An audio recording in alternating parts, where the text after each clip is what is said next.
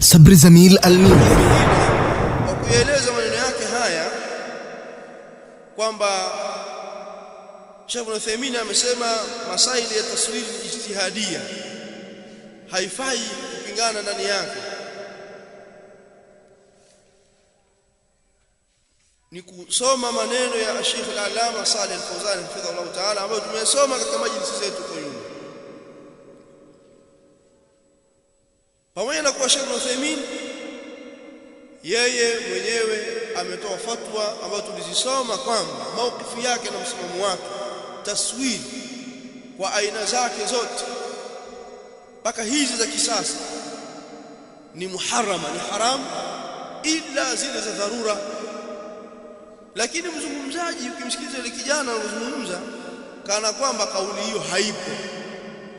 Ibn Uthaymeen rahmatullahi ta'ala alayhi maukifu yake ni kwamba picha zinafaa. Ukitizama maneno yake, ukisikiliza maneno yake, kana kwamba anataja kwamba Sheikh Ibn Uthaymeen maukifu yake mpaka hivi sasa ni kwamba taswiri na aina zake hizi za kisasa za photography jaiz, yafaa, ambayo si maneno sawa sawa, si maneno ya mtu mwenye insafu na uadilifu aliyesikiliza sauti zetu kwa uadilifu. Kwa sababu sisi tumebainisha kwamba Sheikh rahmatullahi ta'ala alayhi kauli yake ya mwanzo ni hii, lakini kauli yake ya mwisho ni hii. Tukasoma fatwa mbili za Sheikh, si mnakumbuka hivyo? Lakini kwenye mazungumzo yake kijana utaona moja kwa moja akisema sisi msimamo wetu taswiri jaiz, kwa sababu msimamo wetu ni msimamo Sheikh Ibn Uthaymeen. Si maneno ya kielimu haya, ni maneno yanayosimama kwenye adili na insaf, si maneno ya kielimu na si maneno yanayosimama katika uadilifu na insaf. Kwa mtu aliyesikiliza kama anamdai amesikiliza kuanzia sauti ya kwanza mpaka, na kama amesikia basi hawa zinampeleka babaya, zinafanya apindue haki na maneno ya sahabu. Kama kweli amesikiliza sauti zetu basi anajaribu kupinga ukweli na uhalisia, sio hivyo? Yani kwa ile bayana tulieleza kwamba Sheikh Ibn Uthaymeen maukifu yake ni kuharamisha taswiri na aina zake zote ila za dharura. Alafu leo uje tena useme sisi msimamo wetu taswiri ni jaiz kwa sababu ya fatwa ya nani? Sheikh Ibn Uthaymeen. Ndio maana maudhui yangu nikasema sauti za mashambulizi dhidi ya ujinga na ubishi wa kujikalifisha kutaka kupindua ukweli. Majalisi hizi za al-akh ni majalisi za kujikalifisha kutaka kupindua uhalisia na ukweli. Sasa nisome maneno ya Sheikh Al-Allama Saleh Al-Fawzan, asema hivi katika swala aliulizwa, hunaka kathirun min talabati al-ilmi yaqulu inna mas'alata at-taswir mas'alatu khilafiyya. Sheikh anaulizwa na muulizaji kwamba wengi katika wanafunzi wanasema mas'ala ya taswir ni mas'ala khilafiyya, yani kwa maana ni mas'ala yenye khilafu ambayo ni qawi mu'tabar, haifai kukatazana sisi, kupingana, kunasihiana. Sheikh akasema kullu shay jaa fi al-khilaf, kila kitu pamekuja ndani yake khilafu, lakini dalili ma'man, kinachoangaliwa dalili iko na nani? Mahadithi Rasuli sallallahu alaihi wasallam. Kinachoangaliwa ni kwamba dalili iko na nani? Kwa haki iko na Mtume sallallahu alaihi wasallam. Wayaqulu fihi khilaf, ma huwa al-khilaf? Alafu mtu anakuja anasema masala haya ni khilafia. Ni ipi hiyo khilaf? Nahnu ma tu'bidna bil khilaf, tu'bidna bi ittiba'i dalil. Sisi hatujafanya tuabudu kwa kuangalia khilaf, kwa sababu kuna khilaf. Atakuja maneno yake hapo mbele, anasema muda wa kuwa hawa wanasema hivi, hawa wanasema hivi, basi sisi hatulazimishi kufuata maukifu hii. Mushkila uko wapi? Kwa hiyo tuchague, kila mmoja achague kauli yake anaona yeye itafaa na maslahi kwake achague. yani tuwe hivyo. Sasa muda wako kuna khilafu, basi kila mmoja achagua anachotaka yeye. Naona kauli hii ndio sawa kwa mimi na maslahi fuata. Wewe unaona hiyo mushkila uko wapi? Yani hao ni tatizo liko wapi? Ndio msingi wa Uislamu huo. Sheikh akasema tubidna bitibai dalili, sisi tunataka tuabudu kwa kufuata dalili. Ndio maana kila tukao tukinukuu kauli za mashekhe na maulama tunasisitiza kwenye kipengele wanapotaja dalili na hoja, tunatoa msisitizo pale. Hatukuwa tunanukuu tu kwamba kwa sababu ni fatawa za ulama, tukitaja na mategemeo ya hoja walizozitegemea tunaashiria na kusisitiza pale. Al-Allama Sheikh Ubayd al-Jabiri pia ameulizwa swala hilo kwamba masala ya tafsiri nyinyi mnayapinga kwa baadhi wanaofanya hivyo, masala khilafia hayo. Akasema hadhi mushkilatu tatabu al-khilafiyat, huu ndio mushkila wa kufuatilia masala ya khilafiyat, sehemu zenye tofauti na khilafu. Walakin nahnu naqul lahum, sisi tunawaambia awalan hadhi suratan bal hiya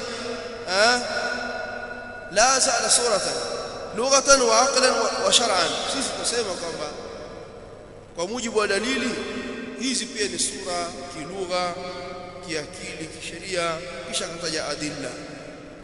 Kwa hiyo anatulea kwamba tuwe ni watu wa kutizama dalili kwenye kipengele chochote kile, si kuangalia maulama wamesema hivi pale yuko mwanachuoni fulani, wewe unawezaje kupindua maneno ya shekhi fulani wewe? Na hapa pia tunawaambia waislamu kwamba maulama wana ijtihadi, wana nafasi yao, na sisi tunaheshimu ijtihadi yao na elimu yao, na tunawapenda maulama wetu. Tunapozungumza na maduati wenzetu, wanafunzi wenzetu, tunapozungumza na mashekhe ambao hawajafikia kwenye daraja ya ijtihadi, msitugeuzie maudhui kwamba tunawakosoa maulama. Sisi tunazungumza na nyinyi ambao sasa mnafuata kauli za hao maulama, mnafanya taklid, mnazifuata kauli za hao maulama ambazo zinaonekana kwa maulama wengine hizo kauli zao hazina dalili. Tunazungumza na nyinyi wanafunzi wenzetu na maduati, mashekhe ambao hawajafikia kwenye daraja ya ijtihad. Sasa msitupeleke kule, wale wana nasibu yao, kama alivyosema Mtume sallallahu alaihi wasallam atapohukumu hakim, na miongoni mwa hao katika safu ya kwanza maulama, akajitahidi akapatia, atapata ujira mara 2, na akijitahidi akatoa fatwa akakosea anapata ujira mara 1. Sisi hatuzungumzi na wale jambo lao lishakwisha. Wale ni maulama, wana ijtihad, vyovyote itakavyokuwa wana nasibu ya ujira. Kama wamepatia wana ujira mara ngapi? Mara 2. Kama wamekosea wana ujira, hawalaumiwi, hawatuhumiwi. Msipigeuzie maudhui bwana. Sisi tunazungumza na nyinyi, sisi ambao hatujafikia kwenye rutuba ya ijtihad, na mashekhe zetu ambao hawajafikia kwenye daraja ya ijtihad, kiasi ambacho sasa wao pia na wenyewe wanaingia kwenye mlango wa kusamehewa kwa sura hiyo. Tunakataza kufanya taklid, kufuata kauli za hao mujtahidun, ima wakati mwingine wameacha nasi, wameacha dalili, alafu tunatulazimisha kama tunavolazimisha wakati mwingine na watu matarika, watu bid'a, maikhwan. Tunaposema kwamba itikadi hii ni itikadi mbovu, ni itikadi ya kiashaira, tunalazimishwa basi na Imam an-Nawawi manake ni mubtadi. Simeelewa maneno. Sasa msifanye kama wanaofanya hawa bwana. Sisi tunazungumza na nyinyi, msitugeuzie maneno kwamba kwa hiyo Sheikh bin Baz, Sheikh Uthaymeen ina maana hana elimu, wewe ni daraja yake, uko sawa na yeye, hauna adabu na hao. Sisi tunazungumza na nyinyi ambao mnafuata kauli hizo maulama, wale jambo lao linajulikana, wana daraja yao bwana na nasibu yao katika hali zote mbili, kwa sababu walifikia rutuba na daraja ya ijtihad. Sasa msigeuze maneno kupeleka kule, unochocheze wanaofanya kama wanaofanya baadhi ya watu wa bid'a. Sisi tunazungumza kwamba itikadi hii ni ya kiashaira, ni itikadi ya bid'a, tunalazimisha kwamba basi Ibn Hajar ni mtu wa bid'a, kwa sababu Ibn Hajar anasemaje? kwa sababu Ibn Hajar ana kauli hiyo, sio hivyo? Sasa Ibn Hajar sisi wale wana makamu yao, wana mazungumzo maalum kuzungumzwa wao. Shida ni sisi muqallidun tunaofanya taklid, kufuata kauli za mashekhe na ulama ambao ni mujtahidun, lakini katika maradh, katika viwanja vya kuonekana kwamba hawakuendana na dalili, alafu tunalazimisha kwamba kwa hiyo sisi tuna uwezo wa kukosoa Sheikh Uthaymeen kama alivyosema hapo. Yeyote anayekuja baadaye hawezi kukosoa kauli yake kwa sababu yeye ni mujtahid. Sisi hatujakosoa maneno yake, tumethibitisha kwamba Sheikh Uthaymeen alisema hivi, lakini kauli yake ya mwisho ni hii, wakati taqaddama hadha, aya imeshatangulia. Kwa hiyo kinachoangaliwa ni masuala ya hoja na dalili. Lakini sambamba na haya ninayosema, kuna haja ya kurejea huko nyuma katika sauti zetu, nisikilize kwa uadilifu na insaf, pasina ya chuki. Hata kama utahisi kuna wakati labda umeguswa na ukaashiriwa, labda kwenye mapicha uliojichukua ukiwa kwenye hafla mahala fulani, hata kama utahisi hivyo, jaribu kutokuingiza hisia ndani yake. Ndio maana mwanzoni kama nikasema, Allah ajalie katika mazungumzo yetu yasiwe ni kujinusuru nafsi zetu, kwa sababu pia katika mtihani makamu kama hizi za rudud na bayanat, ima kati ya asalafiyin katika masaili kama haya ambayo hayamtoi mtu katika manhaji, hayapelekezi tuweke wala na bara tukachukiana, la. Hata ikitokea safari ya tutakuja katika markazi hiyo, tutasalimiana, lakini nikashi inakuwa ipo, majadiliano ya kielimu inakuwa yapo, lakini pawepo na uadilifu. Usije ukaingiza swala la kuinusuru nafsi, lakini turejee katika sauti zetu zile za nyuma, kwa sababu unaona kama tunapata tabu. Maneno haya yanazungumzwa, tushayazungumza kule nyuma. Kwa hiyo turejee kwenye maneno ya Sheikh Mukbil mathalan, anapotoa nasaha kwa ashabab na kuwaambia ashabab kwamba jambo hili la taswir na mamovie camera msikitini ni munkarun adhim, ni munkar mkubwa, na akasema ukiweza kuvunja vunjeni kamera zinazoingizwa ndani. Maneno makali sana haya. Lakini pia mkiweza kumtoa anayefanya hivyo, kama hakuna fitna fanyeni. Mahala pengine nasema jambo hili ni munkarun adhim, asimame kila anataka kufanya muhadhara, aweke mwenye kurekodi mbele yake na kifaa cha kurekodi mbele yake ili arekodiwe. Jambo hili ni munkarun adhim, sababu ni munkarun adhim, ni munkar. Na maneno mengine ambayo tumeyasema huko, kurejea tena hakuna haja hapa, lakini nasaha ni kwamba hebu yakasikiliza ile maneno kwa uadilifu. Tunarudi pale tusema kwamba mambo hayapimwi na haki haipimwi kwa watu, kwa sababu yuko fulani pale, yuko mwanachuoni fulani, basi ile ndiyo haki. Wewe nani wewe? La, haki inapimwa kwa sheria, mizani ya sheria. Qala Allah, qala Rasul. Wewe usije ukaangalia kwa sababu Sheikh fulani yuko hapa, ijapokuwa unalazimishia kwamba maukifu yetu sisi ya tajwizi taswir, kujuzisha taswir ni ya Sheikh Ibn Uthaymeen, unalazimisha. Lakini tunakunasihi pia kwamba haki haijulikani kwa kuangalia ni kina nani msimama pale. Haki inajulikana kwa kutazama dalili. Wajibu wa nne katika maneno yake haya ambayo nimeyataja hapa ni kama nilivyosema kwamba Sheikh Ibn Uthaymeen alayhi rahmatullahi ta'ala, huyo ambaye umesema yeye amesema masala ya taswir, masala ijtihadiyya, na ukasema kwamba nyinyi msimamo wenu wa tajwizi taswir mwategemea fatwa ya Sheikh Ibn Uthaymeen, tunasema kwamba Sheikh Ibn Uthaymeen rahmatullahi ta'ala alayhi, fatwa yake ya mwisho na kauli yake ya mwisho ni kuzikataa taswir za photograph, taswir aina zake zote ila zile za dharura. Na hilo tulilifanya, tulibainisha hili, tulitaja kauli hizi, tukataja fatwa mbili za Sheikh. Sasa sielewi namna gani mtu anajikalifisha kutaka kupindua ukweli na uhalisia na hoja za msingi kwa ajili ya kuhalalisha kile ambacho anakipenda yeye. Kwa hivyo kipengele cha kwamba miongoni mwa madhara ya kufuata hawa za nafsi na matamanio ni kupondoka na usawa. Yani unauacha usawa hivi na unauona, umeujua ukauacha, lakini pia ukakosa uadilifu. Kama hapa hivi tunaona al-akhi amekosa uadilifu kabisa.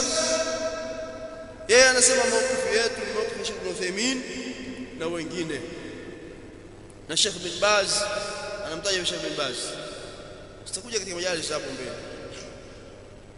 Kwa hivyo hawa ni kitu kibaya sana. Ndio maana maudhui yangu nimeanza hivi na aya hiyo niliyotaja hapo mwanzo na maneno ya Asidi rahmatullahi ta'ala alayhi.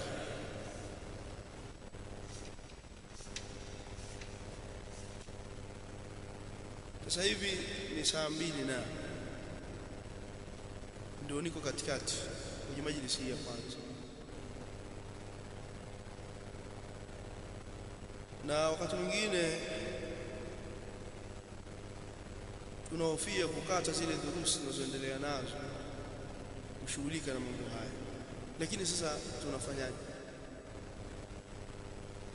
Sasa mimi nadhani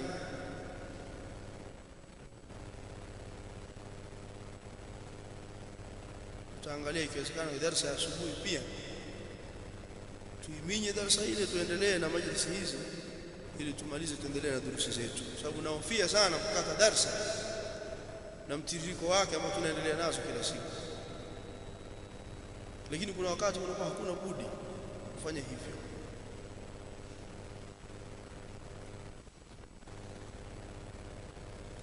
Miongoni mwa maneno yake tuchukue kidogo hivi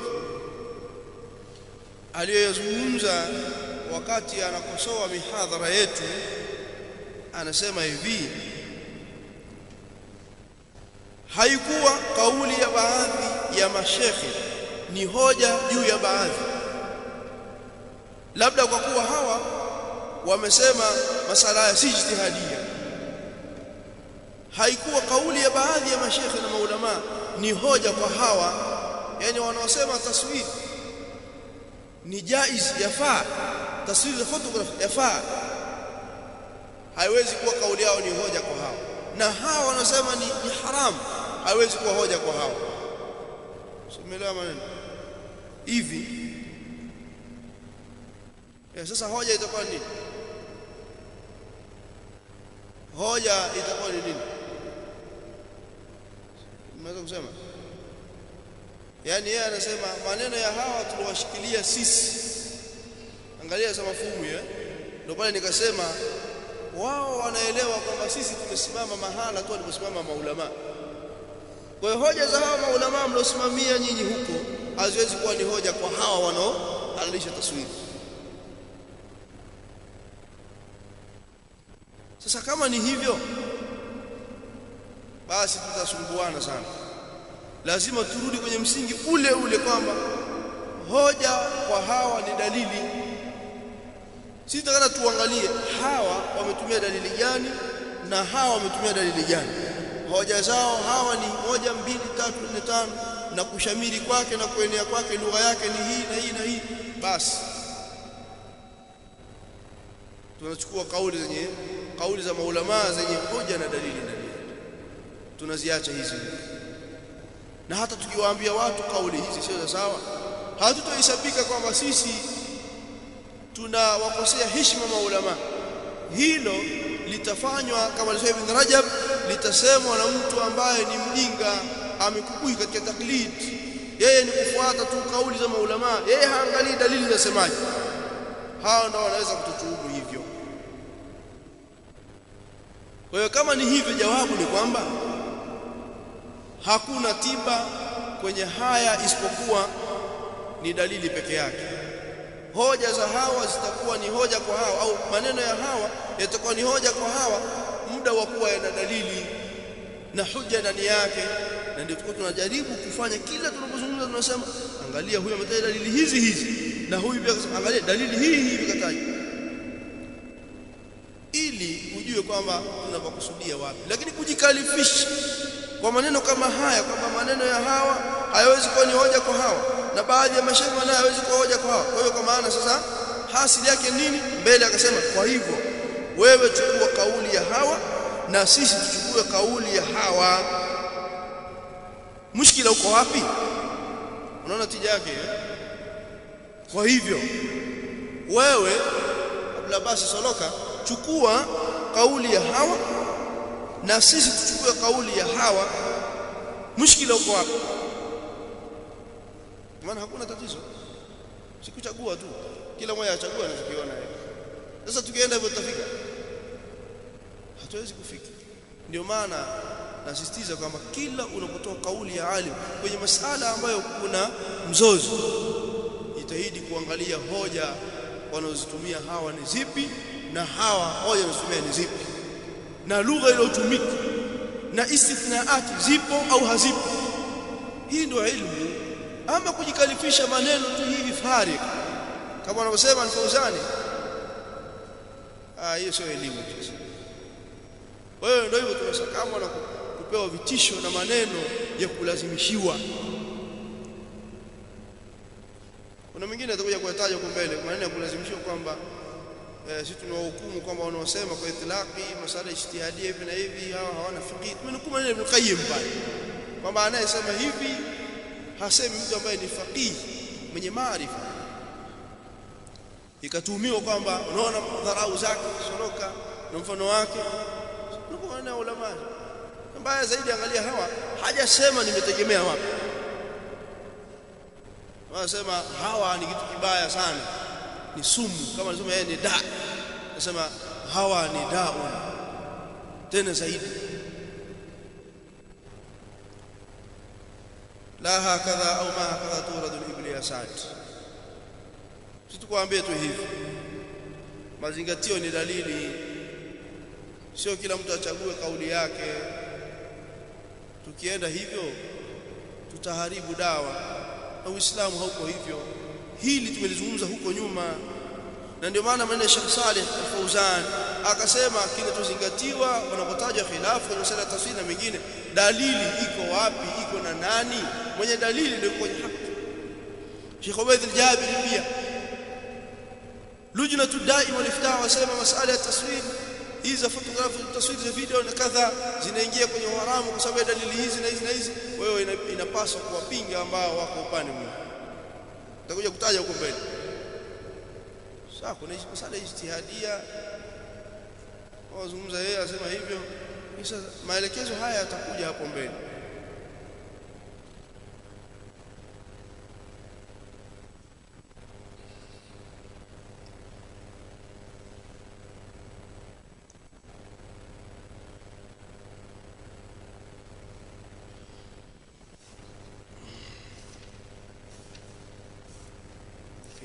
Nikichukua muda mrefu sababu ninahurumia waumini, nitakuwa mdhaifu kwenye maelezo, lakini angalia hiki kipengele kama naweza kukimaliza.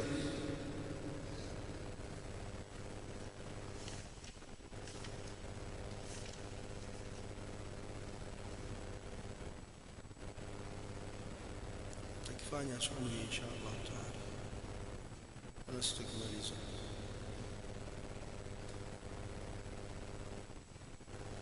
Billahi tawfiq. Tukachukua siku 3 siku 4 inatutosha. Tuendelee na durusi zetu, subra ifanyike, na hii ni katika elimu, wala hakuna shida. Wale ni wenzetu, sisi ni wenzao, hakuna wala na bara ndani yake, hakuna kubidishana kwamba wale sana watu bid'a, hiyo haipo. Lakini yote hii ni kufika katika kile kilele cha qala Allah qala Rasul, na nasaha zipatikane katika haya sala tu, elimu wala hakuna. Tuisheni hapa.